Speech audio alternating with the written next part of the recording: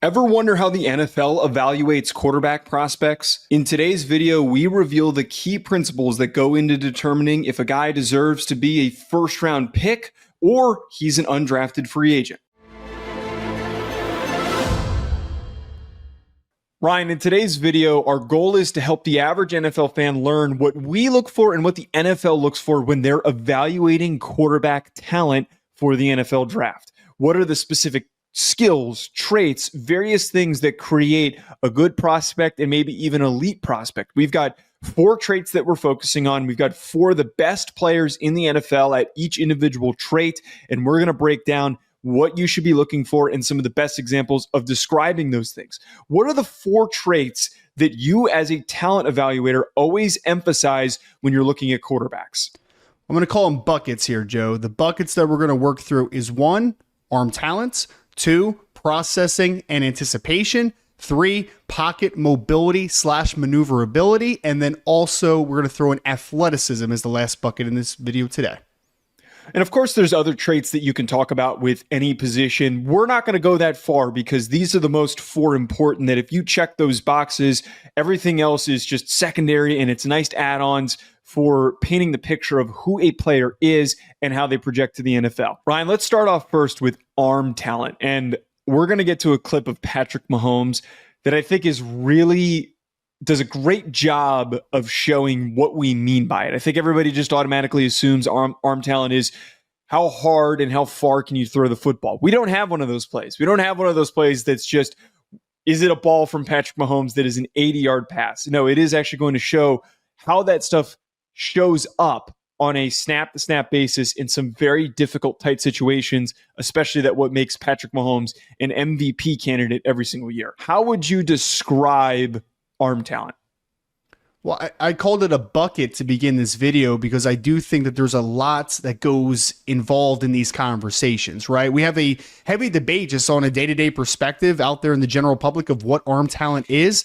It is a combination of arm strength and the ability to put the ball wherever you want on the football field. So we're talking, generally speaking, accuracy, arm strength, ability to throw off platform from different arm slots. All those things are very interrelated. There's a lot of players that can throw a hard ball from point A to point B, right? Generate easy velocity. But then those players struggle when their lower body gets compromised. They're not able to throw with their full body just in general. They're not able to layer the ball to a different area of the field, throw over a defender. We're talking about everything that encapsulates a player being a talented thrower of the football. Joe, I think when you talk about pure arm talent, the ability to throw from compromised platform without your feet underneath of you and from different arm angles and still generate enough velocity and put the ball in a window that you choose it to be, it has to be Patrick Mahomes. And you see it on display where he has to work up into the pocket to his left, gets hit as he releases this football. Now, this is not a good decision to throw this ball to DeAndre Hopkins.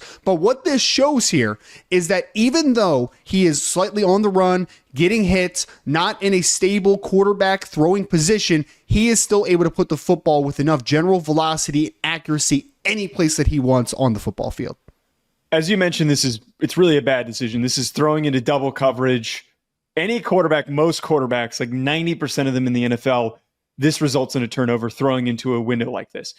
And as I mentioned before we played the clip, arm talent isn't just simply who can throw the ball the farthest and the hardest. We would have shown a Joe Milton clip of him in the preseason or something like that. That stuff isn't translatable. The ability and the aggressiveness to trust that despite, and we're not super zoomed in here, so it's not like super easy and tight to see the lack of a platform that Patrick Mahomes has, but at the point of him releasing the football, he's stepping up into the pocket, he's being contacted by a Bucs defender, and he just flicks it off his wrist. Flicking it off his wrist the way that he does is able to generate so much force without any typical the technique that is taught for throwing a football. He's still able to get this ball out and to deliver it into an unreal tight window. That is what is, and this is such a perfect play. I'm so glad that this was the play that you picked, Ryan. This is an insanely hard window to connect on. Most quarterbacks, this ball flutters, it gets there late, and ends up turning into a turnover. But what has made Patrick Mahomes so great is that he's ballsy, and he also has the arm to back it up. Well, I mean, how many plays have we seen over the history of Patrick Mahomes' career so far where you're like, don't throw that ball, don't throw that ball. Oh, okay, it works. Some guys just can make throws that others can't. And that is the ultimate definition of arm talent. He is one of the more natural and gifted throwers that we have ever seen, not only in this generation, but in the history of the NFL. In the modern NFL, having great pocket mobility is so important because edge rushers these days, they're stupid fast. They're faster than some receivers are. So you need to be able to navigate all of the traffic that's happening in the pocket. Ryan, when you're evaluating how good a quarterback is at going and feeling out how things are breaking down around him, what do you look for in pocket mobility? I mean, it's a feel, like you said, right? Like it's understanding space around you, because in theory, you're working from a pocket, right? And it's going to be clear and it's not going to be cloudy, but we know things are rarely ever perfect, especially in the National Football League. So there's going to be some pressure both from an internal perspective, from an external perspective, and a quarterback needs to show the ability to, if there's an outside rush coming that's unblocked, navigate the pocket, move up into it. If there's an internal rush, navigate it to the right or to the left.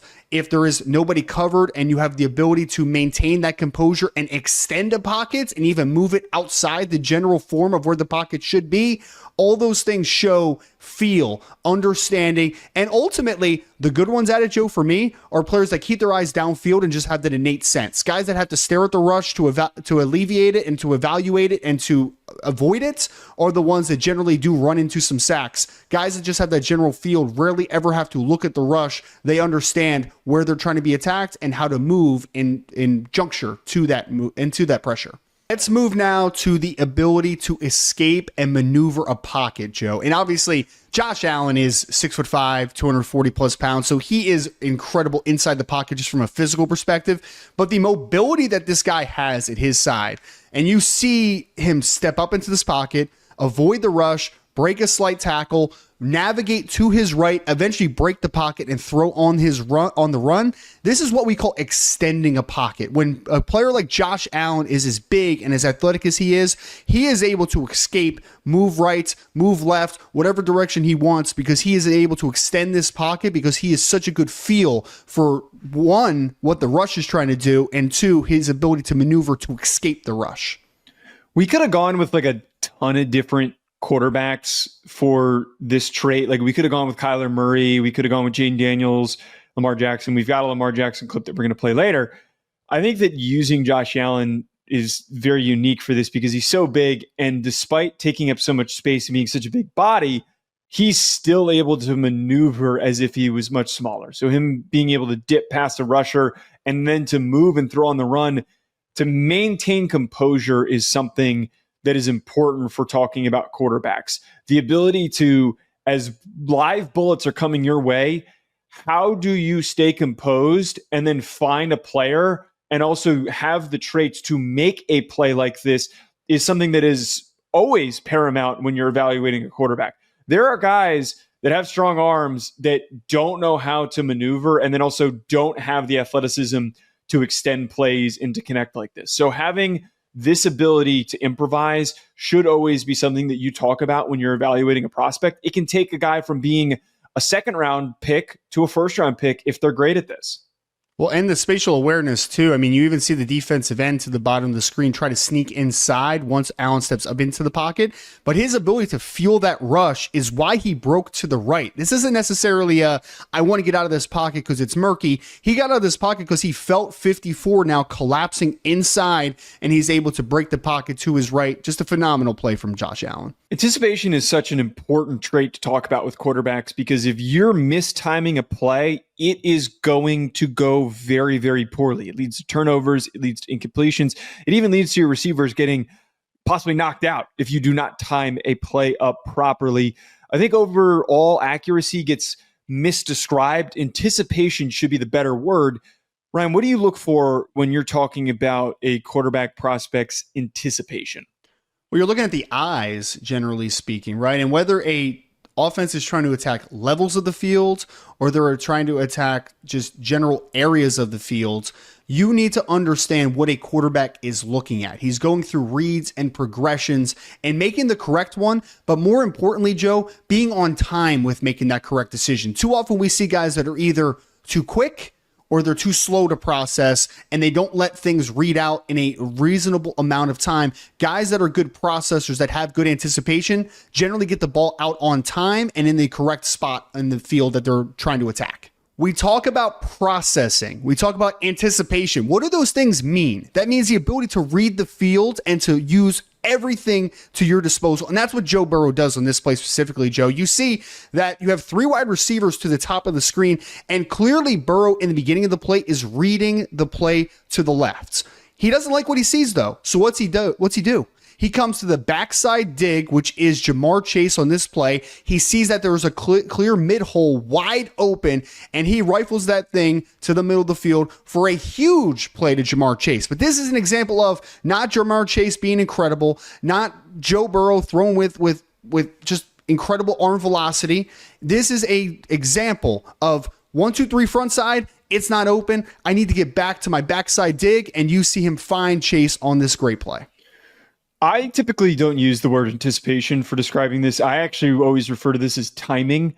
Timing is something that a lot of quarterbacks they're just not good at. A lot of quarterback prospects you evaluate, you get excited about the athleticism and the arm and the mobility and stuff like that, but they're often late. They're often delivering the ball probably like more so when, say, if Jamar Chase had been more towards the middle of the field, closer to the numbers, there's a lot of college guys that will throw the ball way after he's run across the middle of the field.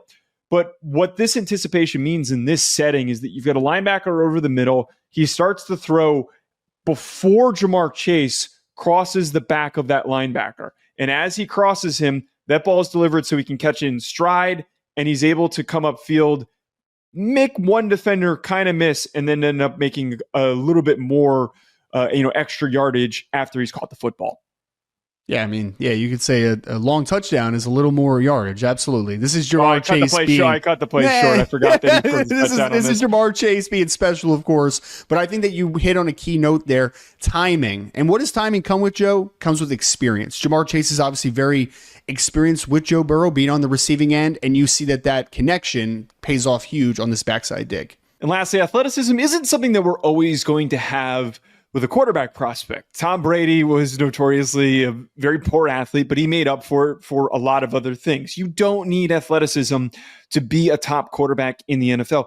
However, having that tool in your bag can take a good quarterback prospect into an elite one. And it's why a lot of times we hype up guys like in this upcoming class, like Lenora Sellers, because they're so dynamic when the football is in their hands and they're escaping the pocket and they're passing the line of scrimmage. What do you look for if you're talking about a guy that is an elite athlete?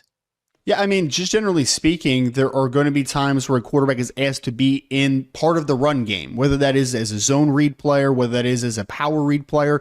They are designed to be an extension of that run game and to be an option in the running game. But in the NFL especially, Joe, you don't see a ton of guys that are in the design quarterback run game a lot. You're talking about guys that more often than not, when things are covered, they have the explosiveness, the straight line speed, the ability to make things happen when things do break down, to pick up a first down with your legs, to work outside of structure. You want to see guys that can win with your legs occasionally. If they can, that makes them an all-around weapon potentially for an offense. So we included athleticism in this. Obviously, every single quarterback doesn't have the degree of athleticism that Lamar Jackson has. This is like the furthest extreme, but when we talk about an elite athlete, you kind of need to be in the Lamar Jackson category. He has been the most dynamic runner in the NFL since he entered the league, and all that means is that as soon as things break down and there's clearly no path other than him taking a sack, he can accelerate like that and turn what could have been a dead play, an incompletion, whatever it was, into a gain where he's crossing the 30-yard line. So him just having really good feel and then that overall acceleration, just a fly up field, is that athleticism that we're talking about of being a dynamic runner. There's a very small number of guys that fit into this conversation, but Lamar Jackson, I think, has to be the starting point to get a feel for if you should characterize a guy as being an elite athlete. I call this a get out of jail free card right here, the ability to have this type of athleticism, because you don't necessarily need it, right? Like you can be an elite quarterback without having this type of athleticism, but if you do have it, I mean, just makes you all the more dangerous, right? And this is a defense's worst nightmare when you feel like the coverage is good, you're getting some rush, but a player like Lamar Jackson is just so athletic that he kills you and obviously runs for a huge gain here. Thank you, everybody, for tuning in. Comment below. What are some of the things that you like to look for when you're watching quarterbacks? Hit that like button and subscribe. We'll talk to you later.